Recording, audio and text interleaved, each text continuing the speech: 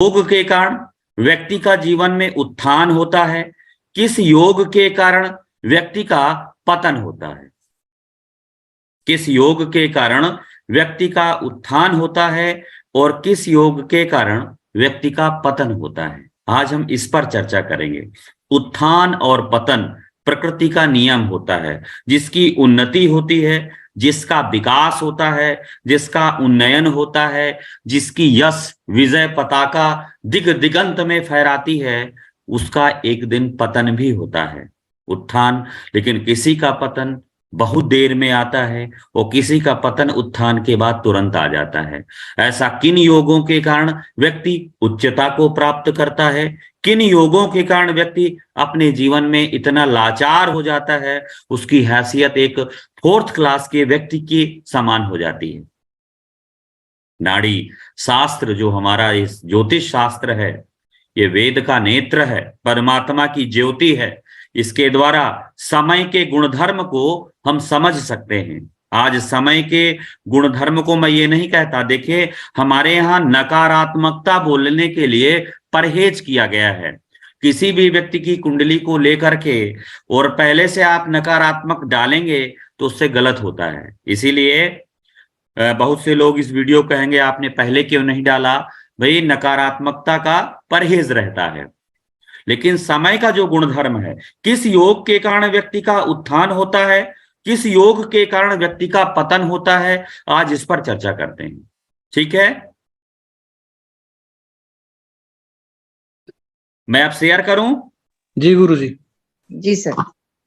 हाँ, गुरुजी। सिद्धांत और तर्क की बात करेंगे और पूरा मैटर, पूरी स्थिति आपके सामने स्पष्ट करेंगे। कुंडली का विश्लेषण कैसे किया जाए, कैसे स्टेप थ्योरी का प्रयोग करें कि सटीक फलित निकल आए। हमारा उद्देश्य है ज्योतिष को जन जन तक पहुंचाना। हमारा उद्देश्य है कि आप लोगों को जीवन में ज्ञान के प्रति आपकी जो दृष्टि है, कि ज्योतिष के प्रति जो आपका सम्मान है, वो कई गुना बढ़ जाए।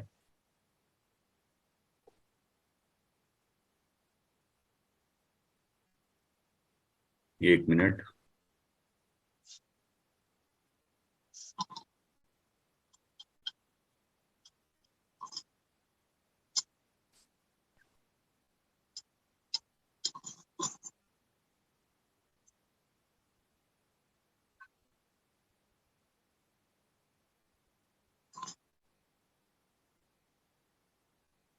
अब ये विंडो आप लोगों के सामने आ गई होगी।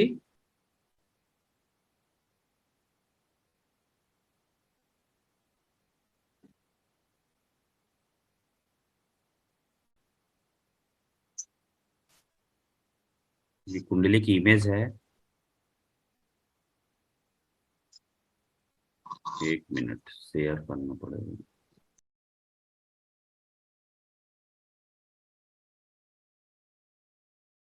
ये कुंडली स्पष्ट दिखाई दे रही है? जी। अब इस कुंडली में ध्यान से देखना है। आज हम धन योगों पर आपके समक्ष एक गहरा अध्ययन प्रस्तुत करने वाले हैं कि धन योगों को कैसे व्यक्ति करोड़पति होता है, किस योग के कारण व्यक्ति अरबपति होता है, व्यक्ति के पास सहस्त्र गुना धन होता है।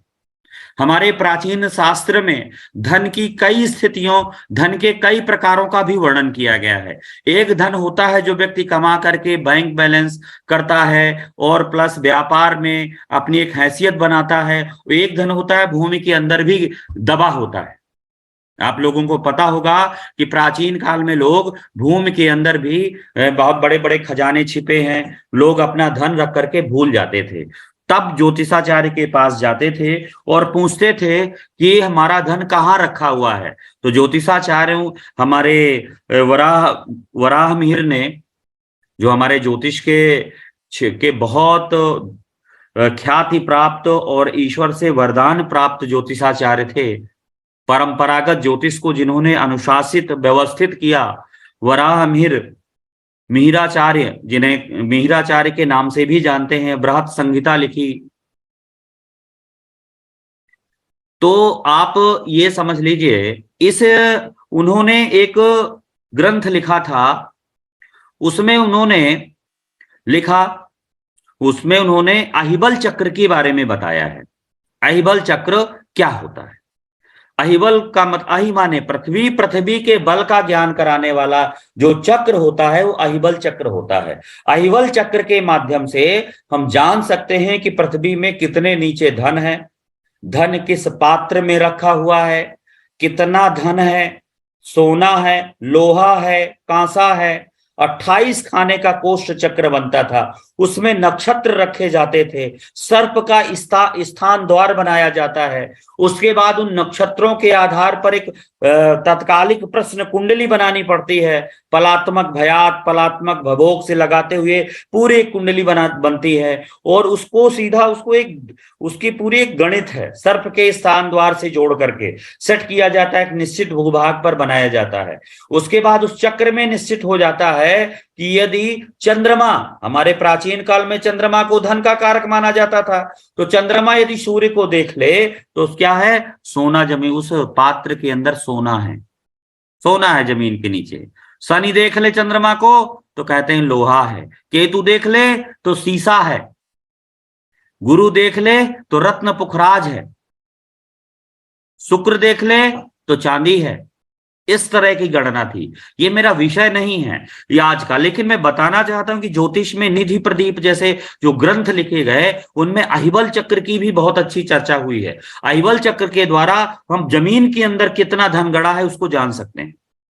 आज का जो हमारा विषय है कि किस योग के कारण व्यक्ति करोड़पति होता है। आज इंडिया के या विश्व के जो महत्वपूर्ण 10 महत्वपूर्ण अरबपति लोगों की कुंडली उठा करके देखना, जो योग बताऊंगा वो 100% सफल होगा। काल पुरुष की कुंडली पर चलिए। काल पुरुष की कुंडली पर जो दूसरा भाव होता है, 4 त्रिकोणों की चर्चा की गई है। धर्म त्रिकोण, अर्थ त्रिकोण, काम त्रिकोण और मोक्ष त्रिकोण। तो धर्म त्रिकोण का मतलब 1, 5, 9, ये जो त्रिकोण है वो धर्म त्रिकोण है। अर्थ त्रिकोण का मतलब 2, 6, 10। और व्यक्ति के जीवन की आर्थिक, समग्र आर्थिक गतिविधियों को, व्यक्ति अपने जीवन में कितना धन कमाएगा, व्यक्ति के जीवन में धन की कितनी बरकत होगी, व्यक्ति धन बचाने का व्यक्ति का स्तर कितना होगा, व्यक्ति उस धन के द्वारा कितना करोड़पति बन जाएगा, उसके जीवन में धन कितने स्तर का आएगा, ये देखने के लिए हमारे प्राचीन ऋषियों ने अर्थ त्रिकोण की परिकल्पना की। उन्होंने कहा कि अर्थ त्रिकोण जो होगा वो कुंडली में धन का समग्र चिंतन करेगा, धन की समस्त व्याख्याएं वो करेगा। तो धन के बारे में जो कुंडली का जो दूसरा भाव है वो आपको पता है धन का होता है, छठा भाव शत्रु का होता है, 10वां भाव कर्म का होता है, छठा भाव प्रतिस्पर्धा का भी होता है। अर्थ त्रिकोण में द्वितीय भाव, छठा भाव और 10वां भाव होते हैं, 2, 6, 10 से मिलकर के। अर्थ त्रिकोण में 3, 7, 11, मोक्ष त्रिकोण में 4, 8, 12। तो अर्थ त्रिकोण बता देता है। अर्थ त्रिकोण में काल पुरुष की कुंडली में पहला जो मुख्य ग्रह है शुक्र, व्यक्ति के जीवन में कितना धन आएगा, शुक्र को हमने धन माना है। शुक्र महालक्ष्मी है, लक्ष्मी का प्रतीक है, धन का कारक है। संसार के जितने भोग विलास हैं, संसार में जितनी लग्जीरियस लाइफ है, उसका कारक शुक्र ही है। धन का समग्र चिंतन शुक्र के बिना नहीं किया जा सकता। इसीलिए शुक्र स्त्री का भी कारक होता है। बेटी और पत्नी घर की अगर बात करेंगे, पहली बेटी चंद्रमा, दूसरी बेटी शुक्र, तीसरी बेटी बुध, ऐसे देखा जाता है नाड़ी में। इसी तरह आपको पत्नी का कारक भी शुक्र हो जाता है। शुक्र को धन का कारक मानते हैं। तो शुक्र के साथ दूसरी चीज महत्वपूर्ण क्या है? बुध, क्योंकि काल पुरुष की कुंडली में कन्या राशि छठी है और काल पुरुष की कुंडली में बुध छठे भाव का स्वामी है। तो 3 और 6 भाव का स्वामी होने के कारण जो छठा भाव है वो उसका बुध है। तो शनि, बुध और शुक्र हो गया। और उसके बाद शनि पर आ जाइए। शनि क्या है? कर्म का कारक है। तो शनि भी 10वां भाव का स्वामी है। जिस व्यक्ति की कुंडली में, अब यहां से ध्यान दीजिएगा, जिस व्यक्ति की कुंडली में मल्टी मिलेनियर हो, अरबपति हो, करोड़पति हो, खरबपति हो और विश्व के महानतम आर्थिक अर्थ के में जो बहुत महान है, जिनके पास इतना धन है वो कभी गिन नहीं सकते हैं, ऐसे लोगों के जन्मांक उठाकर देखिएगा और उसमें योग दिखेगा, 100% दिखेगा। शनि का संबंध बुध और शुक्र से होगा। यदि आपकी कुंडली में शुक्र धन का कारक है, शनि कर्म का कारक है, बुध बुद्धि का कारक है, बुध व्यापार का कारक है, शनि बुध शुक्र एक साथ बैठे हैं, तो पहली प्राथमिकता है कि आपके सामने जो व्यक्ति बैठा है वो सामान्य व्यक्ति नहीं है। यदि आप थोड़ा सा और इसको तोड़ते हैं, अगर तोड़ते हैं तो शुक्र का संबंध राहु से जोड़ दीजिए। शुक्र का संबंध अगर आपकी कुंडली में राहु से है तो शुक्र धन है, राहु विस्तार है, राहु भ्रम है, राहु मरीचिका है, राहु गैर परंपरागत रूप से काम करने का, गैर परंपरागत काम करता है। शुक्र धन का कारक है, राहु विस्तार का कारक है। इस संसार में राहु विशालता का कारक है, राहु अनंत का कारक है। तो राहु का एक पॉजिटिव ये है कि राहु किसी चीज को बढ़ा देता है। तो अगर वो शुक्र के साथ बैठा, शुक्र क्योंकि दैत्य गुरु होता है, राहु दैत्यों का सेनापति होता है, इसलिए शुक्र राहु की बन जाती है, दोनों में मित्रता हो जाती है। तो शुक्र राहु किसी की कुंडली में बैठा होगा, उसके जीवन में धन का विस्तार होगा। लेकिन यह धन और ज्यादा तब बढ़ जाएगा जब शुक्र का संबंध शनि बुध राहु से हो जाए। शुक्र शनि बुध राहु, अगर इन तीनों का योग बन जाए तो व्यक्ति के पास धन बहुत होगा। जैसे गुरु जीव का कारक, शुक्र धन का कारक, राहु विस्तार का कारक, गुरु सूर्य गुरु शुक्र राहु आ जाए तो व्यक्ति के जीवन में पर्याप्त धन रहेगा। ठीक है। अब दूसरी सी चीजें, शनि का संबंध यदि किसी की कुंडली में शुक्र से है, शनि का संबंध बुध से है, शनि कर्म का कारक है, सूर्य क्या है, पिता का कारक है। शनि सूर्य बैठे होंगे, व्यक्ति पिता से जुड़ा हुआ काम करने वाला होगा, व्यक्ति सरकार से जुड़ा हुआ काम करने वाला होगा, व्यक्ति जीवन में नेतृत्व करने वाला होगा। व्यक्ति के जीवन में परेशानी अवश्य आएगी, लेकिन परेशानी से बाहर निकलने वाला होगा। तो शनि आपका कर्म है, तो कर्म का कारक शनि है। शनि को आज आप कई ग्रहों से लेकर के चलते हैं। इस कुंडली में देखिए, अब राहु केतु किसी भी ग्रह के साथ बैठते हैं। राहु यदि पीड़ा देता है तो केतु उसका निवारण कर देता है। राहु संसार से जोड़ता है तो केतु उसको मोक्ष की तरफ विरक्ति देता है, आत्म संतुष्टि देता है, आत्म ज्ञान देता है, अध्यात्म और वैराग्य में उच्चस्थ शिखरस्थ बना देता है। केतु के बिना यश प्राप्ति नहीं होती है। तो आप यहां पर देखना है, शनि कर्म का कारक है। और कभी भी राहु केतु के विषय में एक बिल्कुल फैक्ट समझ लीजिए, किसी की कुंडली में यदि उच्च के ग्रह के साथ, यदि स्वाग्रही ग्रह के साथ यदि केतु बैठा होगा, राहु बैठा होगा, वो उस व्यक्ति, उस ग्रह के जो भौतिक परिणाम होंगे, उस ग्रह के जो आर्थिक परिणाम होंगे वो बहुत अच्छे होंगे। वो ग्रह बहुत उन्नति और यश प्रदान करने वाला होगा।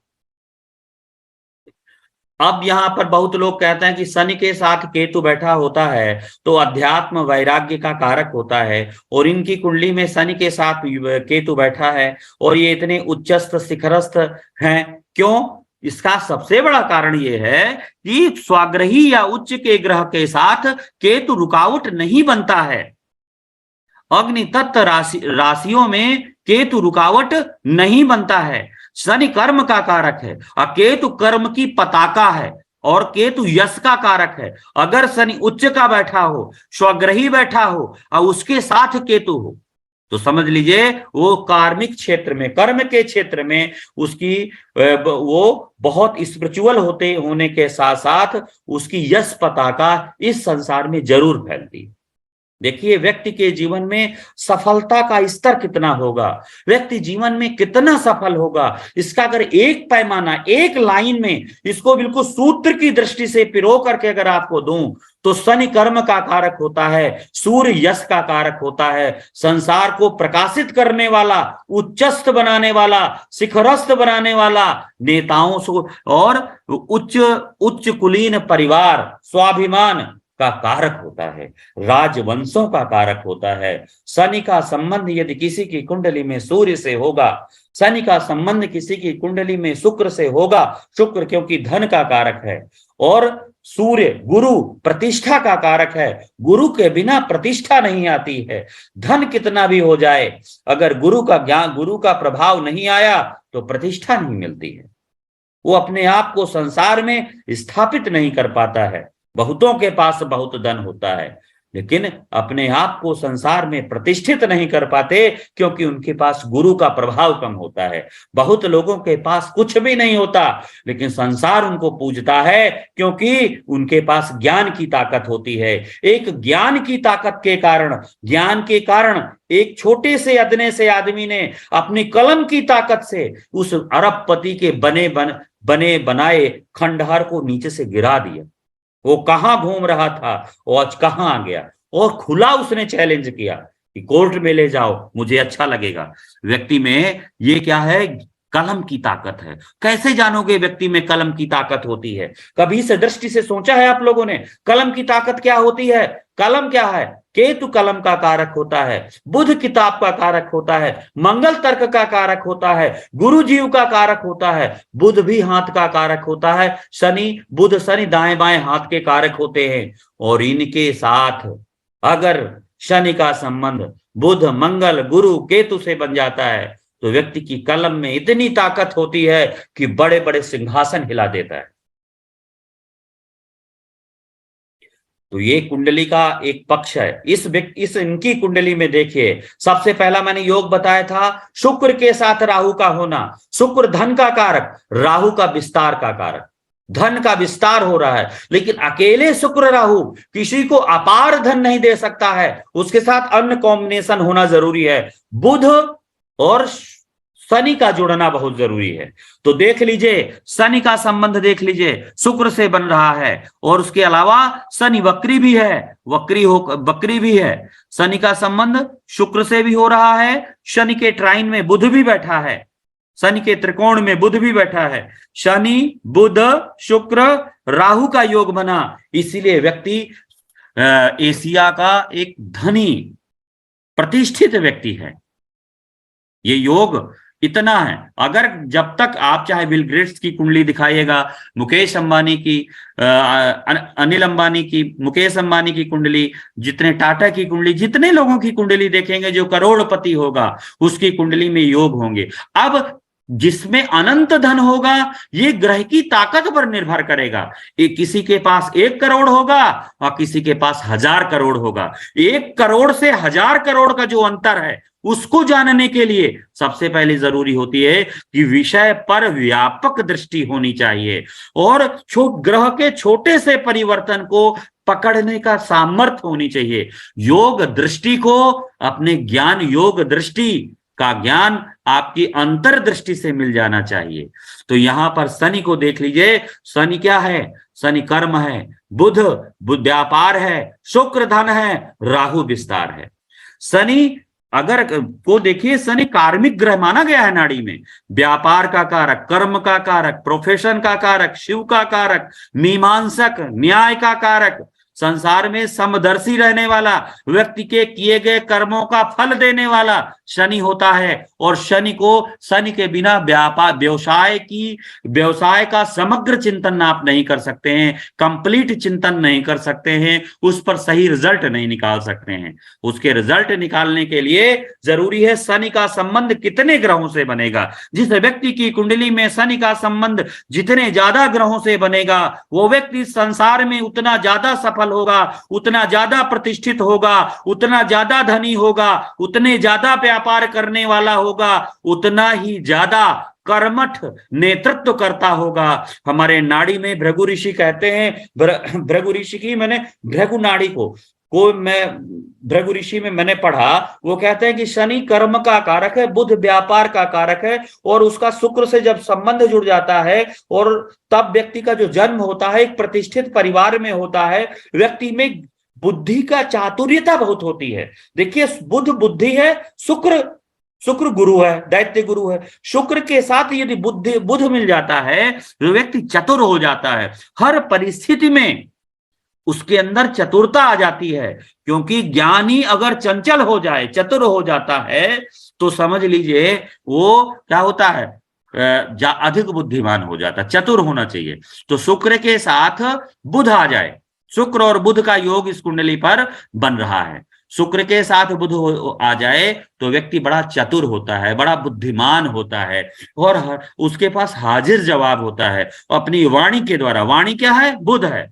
और शनि क्या है? कर्म है। वाणी के द्वारा कर्म को, व्यक्ति को प्रभावित कर देता है। उसको बोलता है तो लोग पलट कर देखते हैं। और उसी वाणी में वाणी का सौंदर्य आ जाता है अगर शनि का संबंध बुध शुक्र से हो जाता है, क्योंकि शुक्र सौंदर्य का कारक होता है। चंद्रमा यदि सुंदरता है तो उसका जो सौंदर्य है, उसके अंदर की जो ऐश्वर्यता है, उसके अंदर की जो आंतरिक और बाह सौंदर्य है। चंद्रमा यदि कला है तो सौंदर्य तो शुक्र ही होता है, शुक्र के बिना पूर्ण सौंदर्य नहीं आता है।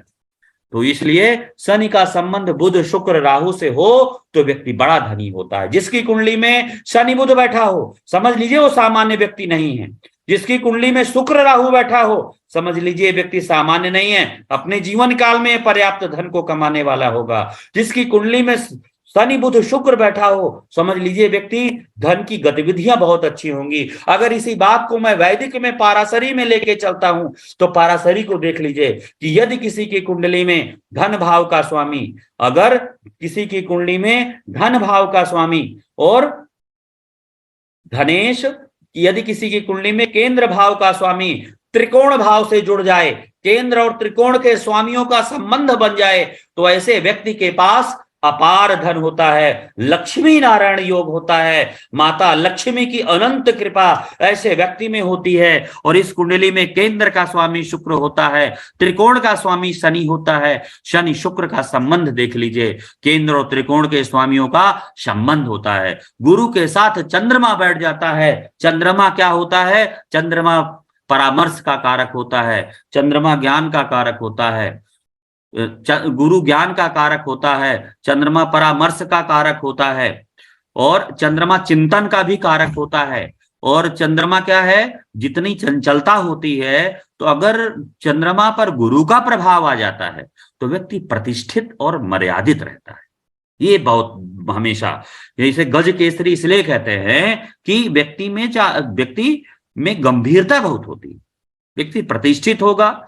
और जितना केंद्र त्रिकोण में योग बनेगा तो उस व्यक्ति में बौद्धिक सामर्थ्य अच्छा होता है, क्योंकि मन से वो व्यक्ति बड़ा मजबूत होता है। उसके हाथ में उत्थान और पतन खेलता है, अर्थात वो चाहे तो किसी को बहुत ऊंचाई तक ले जा सकता है और चाहे किसी को कहां गिरा सकता है, क्योंकि एक विचार व्यक्ति के जीवन को बदल देता है और एक विचार व्यक्ति के जीवन को नष्ट कर देता है। कभी आपने सोचा, जब कभी आप सबसे पहले जो बात सुन रहे हैं, ये आपका चेतन मन मुझे सुन रहा है, ठीक है। उसके बाद जो देख रहे हैं, बुद्धि कह रही है कि ज्योतिष को सीख लेते हैं, सर के ज्ञान को ले लेते हैं, लेकिन जब ये ज्ञान आपके बुद्धि और मन से और अंदर जाएगा तो ये मेरा ज्ञान आपके भाव शरीर में चला जाएगा।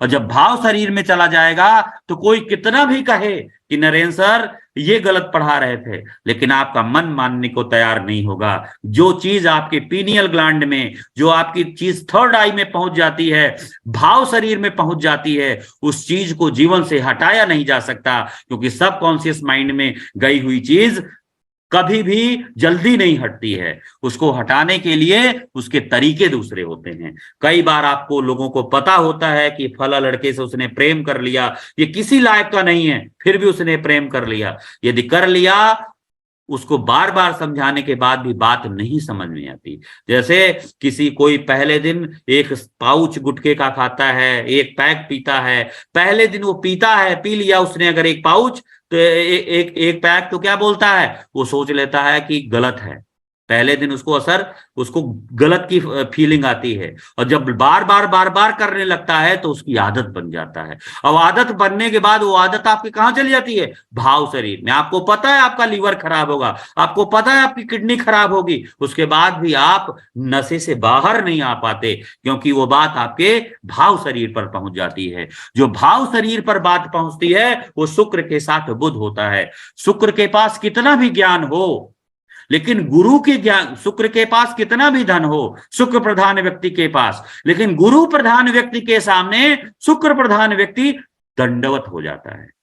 उस सामान्य परिस्थिति वाले नहीं, जिस गुरु प्रधान व्यक्ति अध्यात्म की परम ऊंचाई में होता है, अर्थात वो अपने सप्त चक्रों की यात्रा के द्वारा अनाहत चक्र से होता हुआ सहस्त्रार तक पहुंच जाता है। दिगंत अल्फा गामा बीटा उसका मस्तिष्क पकड़ लेता है, भूत भविष्य वर्तमान उसकी सांसों को सुन करके वो बता देता है। उसके सामने बड़े बड़े लोग नतमस्तक होते हैं। ये ज्ञान की ताकत होती है। ज्ञान की ताकत, इसीलिए ज्ञान की ताकत बलवान होती है। इस कुंडली में देखेंगे कि जब भी माइनस पॉइंट बताता हूं, जब भी शनि का संबंध बुध केतु से जुड़ेगा, केतु क्या है? कानून है। शनि क्या है? कर्म है। बुध और केतु का कोर्ट कचहरी का झगड़ा है। ऐसे व्यक्ति को जीवन में कोर्ट कचहरी के झगड़े में पड़ना ही पड़ना पड़ता है, बार बार जाना होता है। और उसके गए बिना संसार में कभी भी उसके गए बिना उसका कल्याण नहीं हो सकता है। उसके जीवन में डिस्प्यूट ज्यादा होते हैं। किनके जीवन में डिस्प्यूट ज्यादा होते हैं? जिनकी कुंडली में बुध केतु का संबंध होता है। जैसे गुरु का संबंध बुध केतु से बन गया, जातक को कोर्ट कचहरी मुकदमा भाई बंधु के कारण, किसी के कारण जातक का जीवन विवादित हो जाता है, अवश्य जाना पड़ता है। शनि का संबंध बुध केतु से हो जाता है कर्मों के कारण, अपने व्यवसाय के कारण, अपनी व्यवसायिक हेर फेर के कारण भी उसे जाना पड़ता है। अगर शनि के आगे चंद्रमा क्या है? फ्रॉड है, चंचलता है। हमारी नाड़ी में उसे क्या है? कलंक का कारक माना। चंद्रमा और राहु को कलंक लगा है। चंद्रमा से क्या है? चंद्रमा जितने भी घोटाले होते हैं वो सब चंद्रमा से देखे जाते हैं। तो इस कुंडली में देखिए, पाराशरी में भी मैं बता रहा था, पाराशरी योग में शनि का संबंध केंद्रेश त्रिकोणेश का संबंध बन गया। दूसरा चीज धन भाव के स्वामी, धन भाव का स्वामी बुध है, ठीक है। और एकादश भाव का स्वामी कौन है? गुरु है। एकादश भाव का स्वामी गुरु है और पंचम भाव का स्वामी भी गुरु है। आप ये देखिए कि लगभग दूसरे भाव पर कहां सूर्य बैठा हुआ है, जो चतुर्थेश है। सूर्य का संबंध गुरु चंद्रमा से हो रहा है। अगर किसी की कुंडली में सूर्य का संबंध गुरु से होता है, व्यक्ति अपने जीवन काल में लोकप्रिय होता है, पॉपुलर होता है, व्यक्ति प्रतिष्ठित होता है, व्यक्ति का जन्म अच्छे खानदान में होता है, उसके खानदान में कीर्ति होती है। गुरु का संबंध सूर्य से होता है। और अगर गुरु का संबंध सूर्य और चंद्रमा से हो जाता है तो मतलब ऐसे व्यक्ति के जीवन में पद प्रतिष्ठा होने के साथ साथ ऐसे व्यक्ति के जीवन में बदनामी अवश्य आती है। गुरु के साथ चंद्रमा जिसके भी बैठा हो उसके जीवन में बदनामी जरूर होती, चाहे वो कौटिल्य रहा हो, चाणक्य रहा हो, जिसने अपने एक बुद्धि के बल से अदने से बालक को अखंड भारत का सम्राट बना दिया, उसको भी कुटिल कहा गया है, वो भी लोक निंदा का शिकार हुआ है। परमात्मा स्वरूप, मर्यादा स्वरूप भगवान की कुंडली में गुरु चंद्रमा था, कहीं ना कहीं लोक निंदा स्त्री के कारण उनको भी सुननी पड़ी थी। इसी तरह किसी न किसी की जिनकी भी कुंडली में गुरु के साथ है, मतलब अनावश्यक व्यक्ति गलत नहीं करता है। भगवान ने कोई ऐसा गलत नहीं किया था, लोग उसको गलत अर्थों में मानने लगते हैं, इसलिए लोग उसको गलत अर्थों में मानने लगते हैं। जिनकी कुंडली में गुरु के साथ चंद्रमा बैठा होगा उनको जीवन काल में लोक निंदा अवश्य मिलती है। समाज में उन्हें कहीं ना कहीं किसी न किसी रूप से कोई ना कोई लांछन अवश्य लगता है। धन का सबसे बड़ा कारण इस कुंडली में व्यक्ति के उत्थान का कारण है शनि का सभी ग्रहों से संबंध होना। शनि का संबंध बकरी होने पर देखिए सूर्य से बना, मंगल से बना, 2 ग्रहों से बना, और इधर शुक्र से बना, शुक्र सूर्य मंगल से बना, और शनि के आगे चंद्रमा गुरु है, इनसे बना, और बुध से बना। लगभग देख लीजिए शनि का संबंध सभी ग्रहों से होता है, और जिनकी कुंडली में होता है ऐसे व्यक्ति बड़े सफल होते हैं। ऐसे व्यक्ति समाज में प्रतिष्ठित होते हैं। इस कुंडली में यहां तक आने में किसी को, आप लोगों को कोई ऐसा समझ में ना आया हो, ऐसी कोई हो तो आप लोग पूछ सकते हैं, फिर मैं आगे चलते हैं। जी जी बोलिए बोलिए, आपकी आवाज नहीं आ रही, माइक खोलिए आप।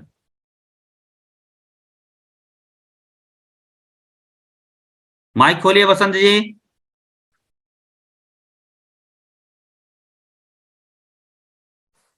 माइक खोलिए। और कोई पूछेंगे? नहीं हम आगे चलें फिर। सर एक सवाल था। हाँ हाँ बोलिए। सर जैसे आपने बताया कि चंद्रमा ब्लेम होता है, कलंक होता है, और बृहस्पति के जीव कारक के साथ बैठा है, बृहस्पति के साथ, तो हमने कहीं पढ़ा था कि चंद्रमा जब ब्लेम लगता है तो जीव जो है उसको लक होती है, जीव लक भी होती है बृहस्पति, तो वो और ज्यादा ऊपर उठता है, मतलब लक उसका साथ देती है, वो और ऊंचाइयों को छूता है। तो क्या ये इस चीज से निकल आएंगे और ऊंचाइयों पे जाएंगे? नहीं नहीं, प्रश्न ये है, ऊंचाई तक हम गए नहीं। पहली बात, गुरु के साथ चंद्रमा बैठा होगा तो व्यक्ति पर ब्लेम लगेंगे, ठीक है जी, जी। लेकिन ब्लेम अस्थायी रहेंगे, स्थायी नहीं रहेंगे। उसको अपनी जीवन यात्रा में विवेक, यदि शुभ ग्रह मिल गए तो वो अपनी जीवन यात्रा में बहुत ऊंचाई को प्राप्त करने वाला होगा, और यदि उसके पापी और अशुभ ग्रह मिले तो नुकसान होगा। जैसे गुरु के साथ चंद्रमा बैठा है, ठीक है, लेकिन आगे उसको कुंडली पर गोचर का कोई ग्रह उसमें राहु के साथ उसको मिल गया, राहु मिल गया तो ज्यादा नुकसान हो जाएगा ना। अब यहां पर देखिए शनि कुंभ राशि पर आ रहा है जी, है ना, और वहां पर गुरु और उसको चंद्रमा, गुरु और चंद्रमा ही तो मिले हैं 17 तारीख के बाद, और ये सब यह खेला हो गया पूरा। अब चंद्रमा क्या है? ब्लेम का कारक है। 8th हाउस का लॉर्ड गुरु बैठा है कि नहीं बैठा? 8th हाउस के साथ चंद्रमा बैठा है। 8th हाउस क्या है? पतन है। 8th हाउस व्यक्ति का पतन है ना। मृत्यु 8 प्रकार की होती है। अगर आपकी निंदा हो गई वो भी मृत्यु तुल्य माना गया है। आपके सामने आपका किसी ने अपमान कर दिया वो भी आपका मृत्यु तुल्य माना गया है। तो अब समझ लीजिए अष्टमेश के साथ अगर चंद्रमा का प्रभाव आ गया गोचर में, गुरु चंद्रमा के पास शनि पहुंचा, और जैसे ही पहुंचा वैसे इस व्यक्ति को ब्लेम लगना शुरू हो गया, और देखते देखते 10 दिन में व्यक्ति कहां था और पूरे दुनिया में चर्चित बन गया जी।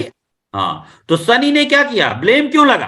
क्योंकि चंद्रमा के पास आया ना, वो चंद्रमा ब्लेम है, और अष्टमेश है, अष्टमेश के साथ चंद्रमा लग गया। और यहां पर, यहीं पर ध्यान से देखिएगा कि आगे जो स्थिति बन रही है वो राहु की है जी, है ना, जी, बृहस्पति के आगे राहु।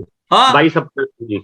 तो जो ये स्थिति बनी रही है ना, अभी ये स्थिति बराबर गड़बड़ चल रही है। आगे की स्थितियां यहां पर व्यक्ति ऐसी चीजों में ना व्यक्ति काफी नीचे चला जाता है।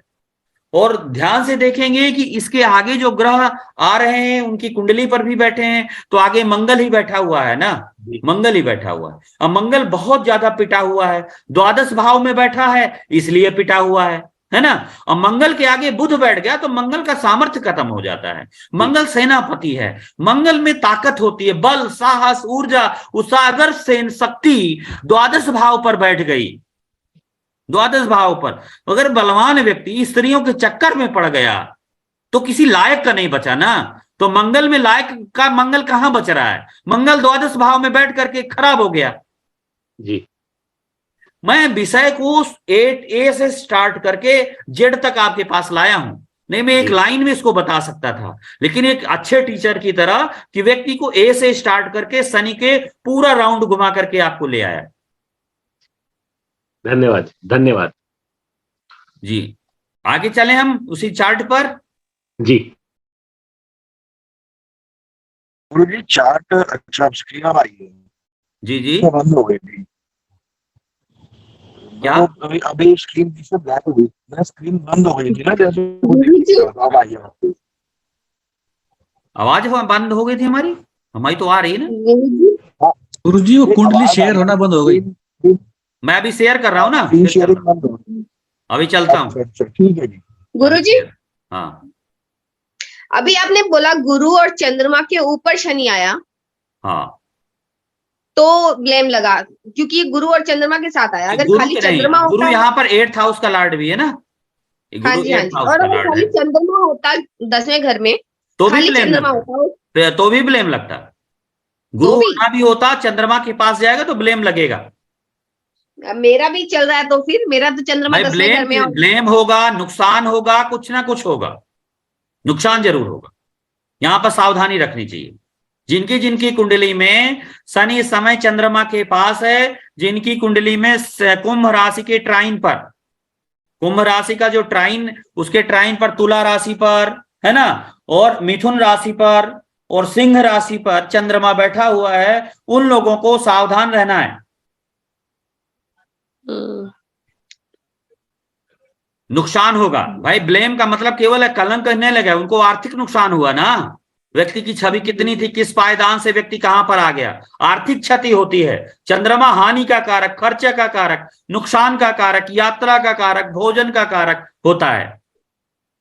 यहां पर चंद्रमा ने हानि दी। एक ग्रह पूरे वो कहां कहां पर अपने कारक तत्वों के हिसाब से व्यक्ति को हानि और लाभ देता है। दूसरा, इस कुंडली में मंगल की देखिए, और इस समय जो योग क्रिएट हुआ, आगे क्या है, मीन राशि पर गुरु है, उसके आगे मेष राशि पर राहु भी चल रहा है ना, राहु मेष राशि पर मंगल राहु का योग बन रहा है। तो आगे पूरा पथ जो है, पूरा पथ डिस्टर्ब है आगे 3 भावों तक। इसी वजह से यह परेशानी होती है। और जब कभी भी ऐसी परिस्थिति आए तो क्या होता है, कहते हैं कि एक बहुत अच्छा उपाय ये होता है कि गोकर्ण भगवान की पूजा करनी चाहिए। और गोकर्ण भगवान की या गणपति गणेश भगवान के 108 लड्डू का भोग लगाना चाहिए गणेश भगवान के। और गणेश अथर्वा शीर्ष है, गणेश जी का विधिवत पूजन अर्चन करना चाहिए, जिससे जीवन में शांति आती है, ब्लेम से मुक्ति मिलती है। सभी लोगों को क्लियर हुआ? अब इस कुंडली में और हाँ, अब इस कुंडली में और चलिए, अब इस कुंडली में देखिए कि जैसे ही कुंभ राशि पर आया, और अष्टमेश क्या है, अष्टमेश गुरु है ना, गुरु बना तो गुरु ज्ञान और विद्या का भी कारक होता है। ज्ञानी व्यक्ति के कारण इनको नुकसान पहुंचा।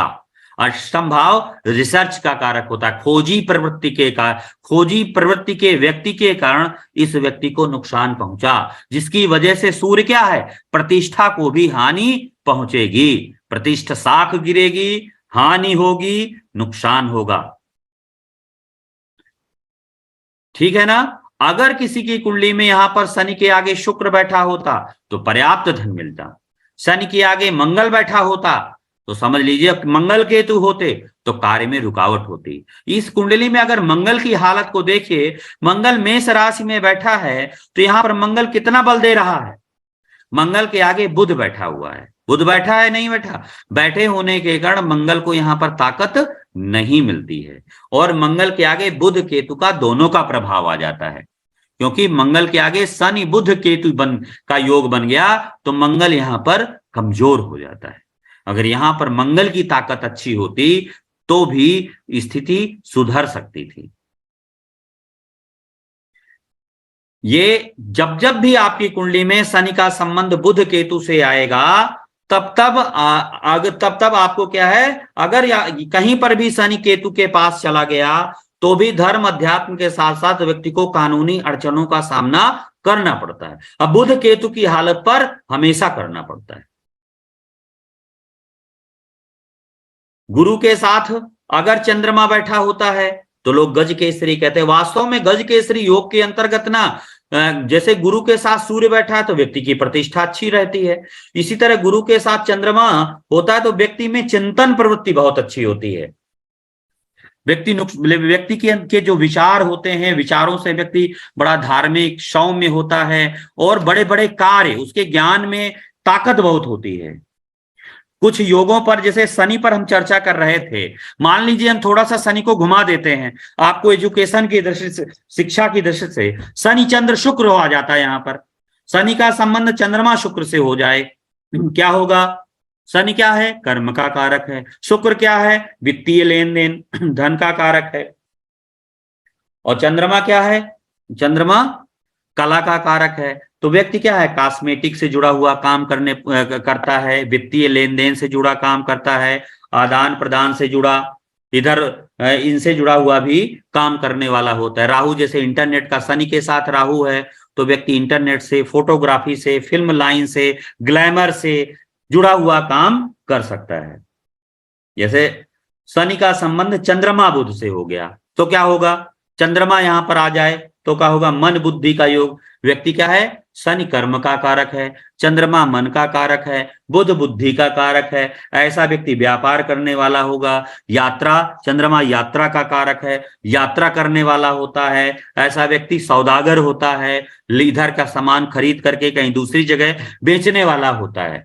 इस तरह हम योगों को देख सकते हैं, पढ़ सकते हैं, समझ सकते हैं। और एक अंतिम योग आप लोगों ने यहां पर नहीं समझा कि अंतिम योग है इस कुंडली में, काल पुरुष की कुंडली में शनि बुध शुक्र का योग, प्लस दूसरा क्या है, दूसरा उसी तरह देखिए द्वितीयेश, षष्ठेश और दशमेश का योग। द्वितीयेश बुध बना, षष्ठेश शुक्र बना और दशमेश शनि बना। बुध शुक्र शनि, ये दोनों योग एक साथ बन रहे हैं, तब व्यक्ति की जो योग की क्षमता है ना वो सहस्त्र गुना हो जाती है। जो योग काल पुरुष की कुंडली के अनुसार बने और काल पुरुष की कुंडली के साथ साथ व्यक्ति की तात्कालिक कुंडली में भी बनता है तो उस योग की ताकत कई गुना बढ़ जाती है। और किसी को कोई डाउट? और किसी को कोई डाउट है इस कुंडली में, कुछ पूछ सकते हैं आप लोग। गुरुजी जो इनको सरकार से सपोर्ट मिला वो शनि सूर्य की वजह से मिला? हाँ, सरकार से जो देखिए इनका सपोर्ट क्या है कि ध्यान से देखिएगा, गुरु का संबंध सूर्य चंद्रमा से है कि नहीं है। व्यक्ति गुरु का संबंध सूर्य से जुड़ा हुआ है व्यक्ति, ठीक है। और शनि देखिए, शनि पहले गुरु, शनि के आगे गुरु चंद्रमा है और सीधा शनि वक्री होकर के सूर्य से कनेक्ट हो रहा है। जी। तो इसी वजह से सरकार से योग अच्छा रहा, व्यक्ति प्रतिष्ठित होता है। जैसे शनि का संबंध अगर आपकी कुंडली में शनि बुध राहु है तो ये समझ लीजिए आपकी जो फैमिली, जिस फैमिली में आपका जन्म होगा वो फैमिली आपकी रेपुटेटेड नहीं होगी। जैसे शनि बुध गुरु का जन्म योग है, आपकी जो फैमिली में जन्म होगा वो फैमिली रेपुटेटेड होगी। गुरु अगर शनि, अगर मान लीजिए गुरु का संबंध सूर्य से है, अच्छी फैमिली में होगा। गुरु का संबंध राहु से है, फैमिली कमजोर हो सकती है, आर्थिक रूप से विपन्न हो सकती है। गुरु के साथ शुक्र है, किसी व्यवसायिक फैमिली में, बहुत धनी अमीर फैमिली में जन्म होगा। कि इस तरह से केतु है तो समझ लीजिए धार्मिक फैमिली में आपका जन्म हुआ होगा। इस तरह भी बहुत कुछ देख सकते हैं। और पृष्ठभूमि भी उनकी अच्छी थी और सरकार से सहयोग का जो मुख्य कारण था, गुरु का संबंध सूर्य से बना और शनि का संबंध सूर्य से बना। ठीक है जी। धर्म त्रिकोण आपका जितना बलवान होगा, सुनीता जी, धर्म त्रिकोण किसी भी जातक का जितना बलवान होगा, वो व्यक्ति अपने जीवन काल में उस व्यक्ति को उतना ही सरकार में प्रतिनिधित्व, सपोर्ट, उस व्यक्ति की पहुंच सरकार के अंदर होती है।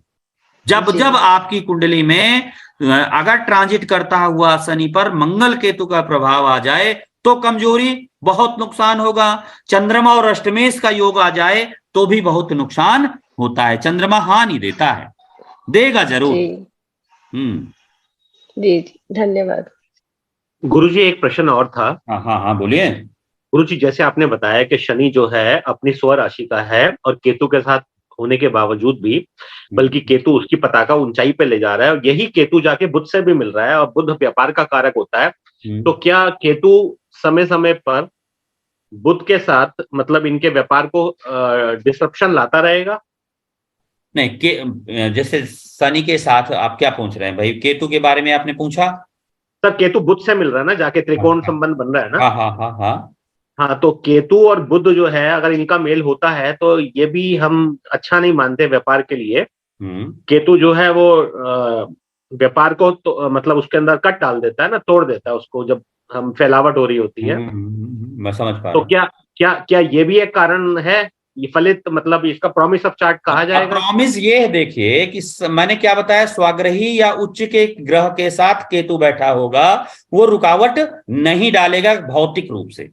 ग्रह का जो दैविक भौतिक प्रभाव होता है, मतलब वो आर्थिक उन्नति अच्छी देगा। केतु यहाँ पर रुकावट का काम नहीं कर रहा। और देखिए अब बुध से मिला तो व्यक्ति के क्या है, दूसरा व्यक्ति को कोर्ट कचहरी के कारण, कानून के कारण मानसिक परेशानी का सामना करते रहना पड़ेगा। अच्छा अच्छा, जीवन विवादित हो जाता है, व्यक्ति मतलब का केतु कार्य व्यापार में, क्षेत्र विवादित रहेगा। जी ओके, ये व्यक्ति का कार्य क्षेत्र, शनि कर्म है, बुध के जी। साथ केतु क्या है, मुकदमा है। कर्म क्षेत्र जी। पर कानूनी प्रक्रियाएं चलती रहेंगी, कई बार होगा, होता रहेगा, चलता रहता है। ओके जी, क्लियर हुआ? जी यही कारण है बुध केतु का खराब माना जाता है। लेकिन अब शनि बुध केतु स्पिरिचुअलिटी के लिए बहुत अच्छा माना जाता है। स्पिरिचुअल में अगर मान लीजिए आपका शुक्र राहु बैठा हुआ है, तो राहु का आध्यात्मिकता से कोई लेना देना नहीं है, वो तो उसको पैसा चाहिए, वो तो भुक्खड़ है, उसको बहुत पैसा चाहिए, लोभ है, उसको तो लोभ है, और जो मिल जाएगा उसको बढ़ा देता है। लेकिन अगर ये ही चीज केतु है, तो केतु स्पिरिचुअलिटी है। अगर आपका शनि केतु है तो आप ये कह सकते हैं कि व्यक्ति व्यापार के द्वारा, धार्मिक क्रियाकलापों के द्वारा व्यक्ति धन कमा सकता है, ये भी व्यक्ति को कहा है। और शनि देखिए वायु तत्व का कारक होता है। आपकी कुंडली में शनि जितना अच्छा होगा, 3, 7, 11 राशियां जितनी मजबूत होंगी, तभी आप वायु से जुड़ा हुआ काम करेंगे, वायुयान से जुड़ा हुआ, के कई चीजों से जुड़ा हुआ। तो शनि वायु तत्व का ग्रह होता है, जितने भी, हाँ जी। बुध सीमेंट का कारक होता है। जी जी, सीमेंट का इनका प्लांट है, अंबुजा सीमेंट। हाँ, बुध सीमेंट का कारक है। बहुत शनि का संबंध कई ग्रहों से हो रहा है ना। जी बिल्कुल। हाँ, प्रणाम गुरुजी। जी जी। इसमें सर आपको मेरी आवाज आ रही है? आ रही है अभी। सर अभी जैसे इन सर ने पूछा था कि शनि केतु बुध, ऐसे जैसे केतु रुकावट का कारण है, तो शनि कर्म है और बुध हमारा बिजनेस है। अगर ये शनि स्वग्रही नहीं होता यहाँ पे, सपोज ये स्वग्रही ना होता, तो ये रुकावट देता कार्य में पूरी तरह से। पहले के 30 सालों में काफी परेशानी देता, अभी भी दी है उसने 30 सालों में, लेकिन उतनी नहीं दी। शनि केतु के साथ आ गया तो बहुत ज्यादा परेशानी देगा वो। ठीक है, मतलब बस ये स्वग्रही होने के कारण इसने अपने भौतिक स्वग्रही या उच्च के समय ना, राहु केतु को ये पता नहीं किसी चीज को कितना बढ़ाना है, वो सब बढ़ा देता है। अगर मैं आपको बहुत, ये केतु क्या है, यश है, और व्यक्ति का जब यश बढ़ जाता है तो समझ लीजिए व्यक्ति के जीवन में कहा आपके पास यश आ गया तो बाकी चीजें तो अपने आप आ जाती है ना। अग्नि तत्व राशियों में स्वग्रही या उच्च की राशियों में केतु क्या है, केतु पताका का कार्य, झंडे का काम करता है। ये बिल्कुल क्लियर फैक्ट है। किसी भी मल्टी मिलियनियर की कुंडली में आप देखिएगा, उसकी कुंडली में शनि बुध शुक्र राहु जरूर बैठा हो। व्यक्ति अपने जीवन में व्यक्ति के सफलता का स्तर, उत्थान का स्तर, जैसे अब जो भी मल्टी मिलियनियर है उनके पास यश भी जरूर है, तो केतु की पोजीशन भी बहुत अच्छी होगी। मतलब राहु की पोजीशन अच्छी होगी तो केतु की भी होगी। राहु देखिए कितनी अच्छी पोजीशन पर है, शुक्र के साथ राहु बैठा हुआ है। केतु जैसे अपने इसमें 1, 5, 9 की राशि में तो अच्छा देगा ही देगा। फिर किसी भी तरीके से केतु की पोजीशन भी तो मल्टी मिलियनियर की कुंडली में अच्छी होगी। पर राहु केतु ही मल्टी मिलियनियर बनाएंगे, ऐसे नहीं बनाएंगे। इनके बिना काम नहीं पूरा हो सकता है। और किसी को डाउट, और कोई प्रश्न करें? ऐसा फिर मत कहिएगा गुरुजी पूछे जवाब नहीं, प्रश्न वो नहीं करते हैं। हरे कृष्णा सर। हाँ, हरे कृष्णा सर। आपका ये फंडा तो क्लियर हो गया भगवान राम जी की कुंडली में, क्योंकि उनका गज केसरी योग बना है और उनको बदनामी भी मिली है चंद्रमा और बृहस्पति की वजह से। किसी की चाणक्य की कुंडली में देखिएगा, किसी की कुंडली में देखिएगा। और सबसे बड़ी बात सर, शनि उसको देख रहा है लगन को, बृहस्पति और चंद्रमा को। हाँ, ये सबसे मतलब बहुत ही बढ़िया पॉइंट आपने बताया। Thank you so much, thank you so much sir. Thank you, धन्यवाद। माई की कृपा है, भगवती की। अच्छा, बस आप इसी तरह बांटते रहिए सर।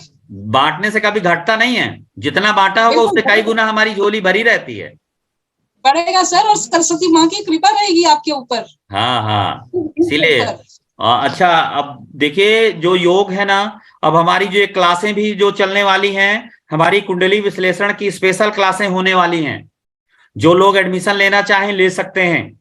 शीघ्र ही स्पेशल सुपर एडवांस लेवल हमारा चलने वाला है कि पूरी कुंडली, लगभग 150 कुंडलियों की व्याख्या होनी है हमारी।